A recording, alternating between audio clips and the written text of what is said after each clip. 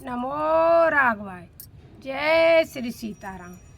हमें रामचरितमानस की सुंदर चौपाई याद आई है, उसी के ऊपर हम कुछ थोड़ा सा बोलना चाह रहे हैं। आपको ये हमारी बात कैसी लगती है, आप शेयर करें, कमेंट बॉक्स में लिखें कि आप हमारी बात से कितने सहमत हैं। तो बड़ी प्यारी चौपाई, आइए हम और आप साथ साथ में गाते हैं। इस चौपाई को आगे आप लोग शेयर करें, जो लोग भी अपनों की पहचान करना चाहें कि कौन हमारा है, कौन पराया है।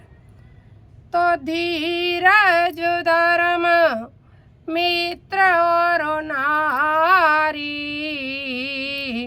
आपत काल पर किए चारी। धीरज को, यदि तुम पे आपत्ति आती है, किसी कारण सब पे आपत्ति आती है, ऐसा कोई है नहीं संसार में जिस पे आपत्ति आती नहीं हो। यदि आपत्ति आए और आप धीरता को खो दें और आप किसी जैसे कि किसी विशेष आपत्ति में अपना आपा खो करके किसी गलत कार्य को कर दें, या आप बीमार हो जाएं, या कोई आप ऐसा तो समझ लो आप में धीरता नहीं है, इसलिए आप के साथ ऐसी घटना घट गई, इसलिए धैर्यवान रहो।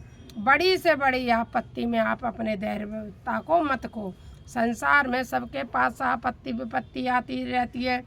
धीरज। फिर धर्म, हमारे पास गरीबी आ गई, किसी बहुत सी स्त्रियां मात्र थोड़े से पैसे के लिए अपना पतिव्रत धर्म खो देती हैं, क्योंकि उन्हें गरीबी में रहना पसंद नहीं है, पति ज़्यादा कमाता नहीं है, और हम अपने चरित्र को खो देते हैं। इसलिए ऐसे में अपने चरित्र को मत खो। तो धीरज धर्म मत खो। पति है 2 नंबर के पैसा कमाने लगते हैं, क्यों? अपने धर्म को खो देते हैं। तो जब हम धर्म खो देंगे, हाँ अरे भैया पैसा नहीं होगा तो आपत्ति है, वो आपत्ति में आएगा, क्योंकि हमें मतलब 2-2 पैसे के लिए मोहताज होना पड़ेगा। लेकिन जब हम धर्म ही खो देंगे, अधर्म के द्वारा हम पैसा अर्जित करने लगेंगे, तो हमारे पास धर्म नहीं बचेगा।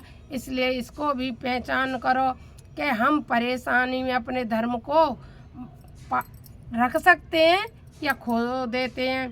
तो धीरज धर्म और मित्र, सच्चे मित्र को भी आप परख लो परेशानी में। भैया तुम्हारे जो भी मित्र, मित्रता में सब आते हैं। मित्रता में क्या आएंगे?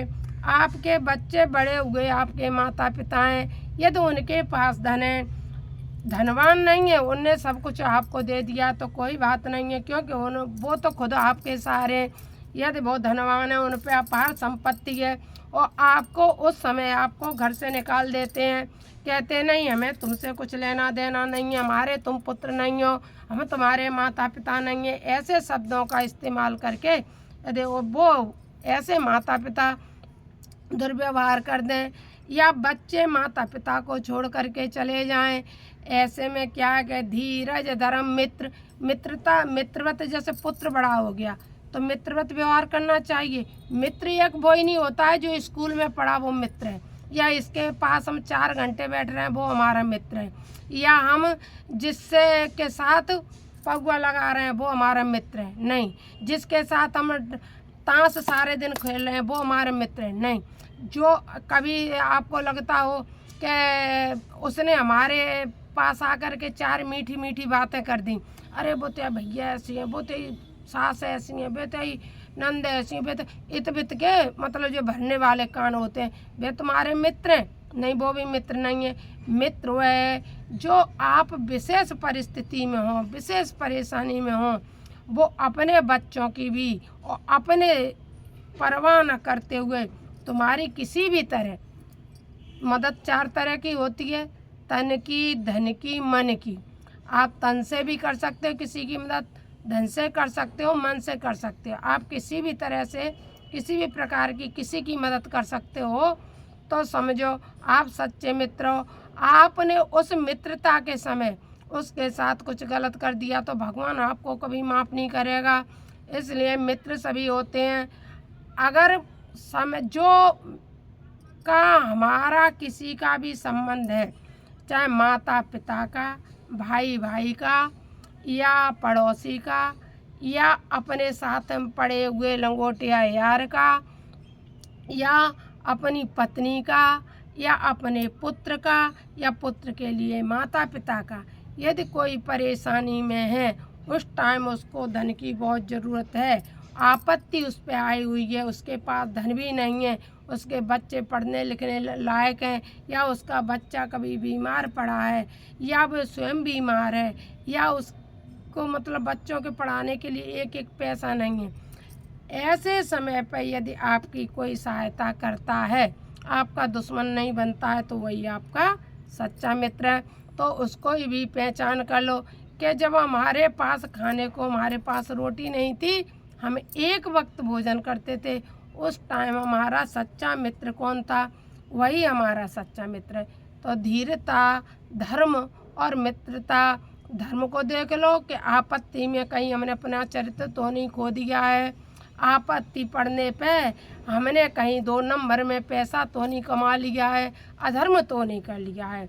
धैर्यता के द्वारा हम कोई ऐसा कार्य न कर दें जिसका हम पे कोई समाधान नहीं हो, और धर्म अपना न खो दें। धीरज, धर्म, मित्र और नारी। अब आओ स्त्री पे। जब हमारा विवाह होता है तो हमारी स्त्री जीवन साथी, अर्धांगिनी, गृहिणी, मालकिन, घर की महारानी, सब कुछ स्त्री को माना गया है, क्योंकि पति कमाएगा। यदि पति पत्नी दोनों रह रहे हैं, आजकल का समय ये है कि पति पत्नी 2 ही रह गए, मुश्किल से 2 बच्चे रह गए, जो आज के समय के अनुसार हम बता रहे हैं ये बात। पुराने समय की तो छोड़ो, पुराने समय पर पत्नियों पर कुछ नहीं था।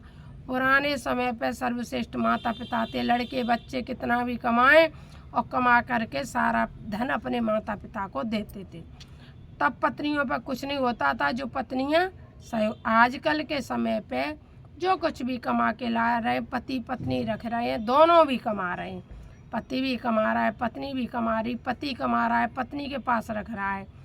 और अब ऐसी विपत्ति आ जाए कि हम मुँह सुखाए बैठे, उस समय हमें कोई सहारा नहीं दे रहा है, ना हमें धैर्यता आ पा रही है, ना हमारे मित्रगण हमारा सहारा दे रहे हैं, ना हमारा कोई हमारे पास इतना बैंक बैलेंस है, ना हमारी धर्म की शक्ति, हमारा पावर काम कर रही है। तो उस समय अपनी पत्नी से पूछ के देखो एक बार कि क्या आपके पास थोड़े बहुत पैसे हैं। ऐसे पतिव्रता पत्नी होगी, धर्मपरायण पत्नी होगी, वो किस चौपाई पे चलेगी कि पियहिया की सिया जानन हारी, मन मोदरी मन मुदित उतारी। सीता जी ने जब